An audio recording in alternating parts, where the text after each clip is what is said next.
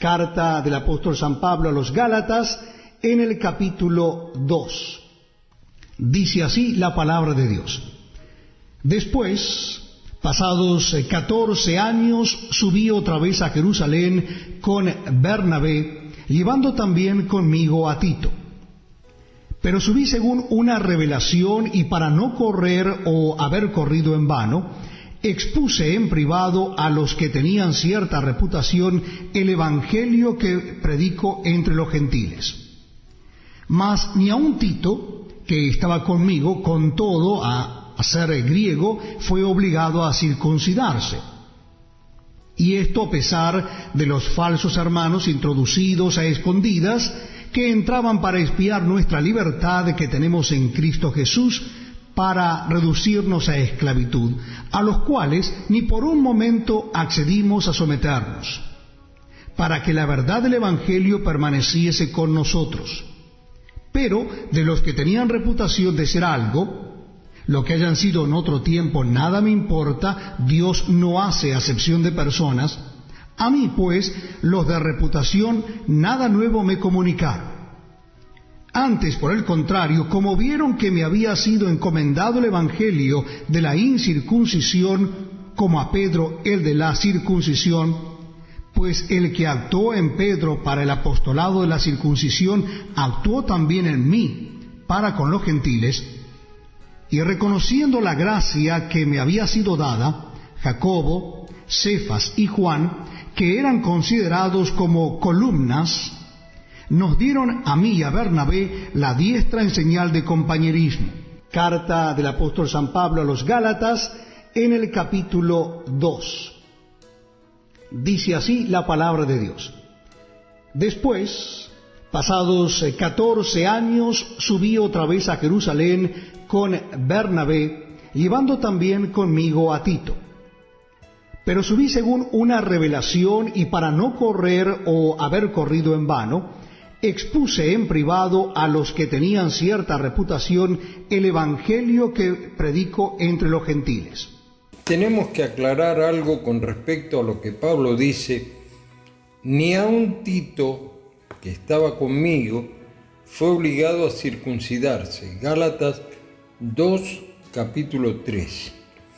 Este tema dentro del judaísmo fue muy exagerado, hasta el punto que, por ejemplo, decía: un rabí enseñado que si no fuera por la circuncisión, el cielo y la tierra no podrían existir, y otro que equivalía a todos los mandamientos de la ley.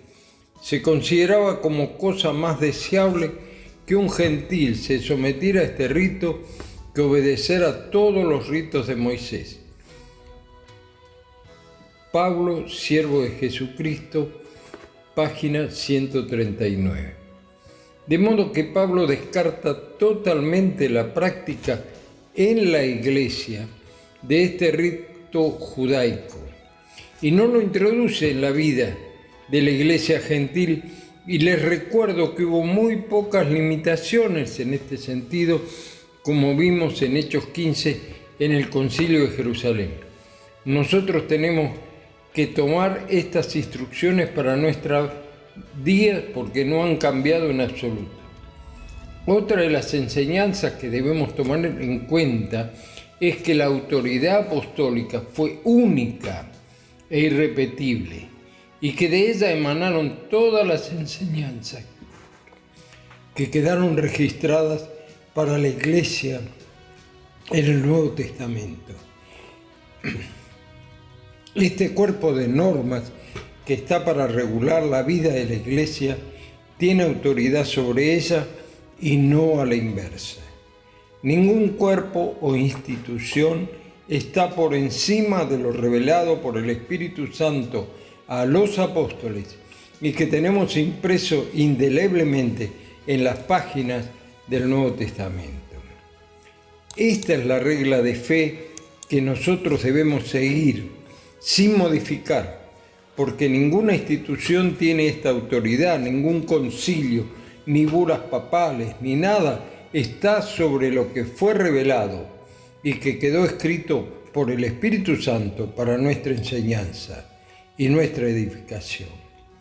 Recordemos que uno de los postulados de la Reforma protestante fue la sola Escritura, a la cual adherimos totalmente. Una advertencia. Y esto a pesar de los falsos hermanos. Gálatas 2:4.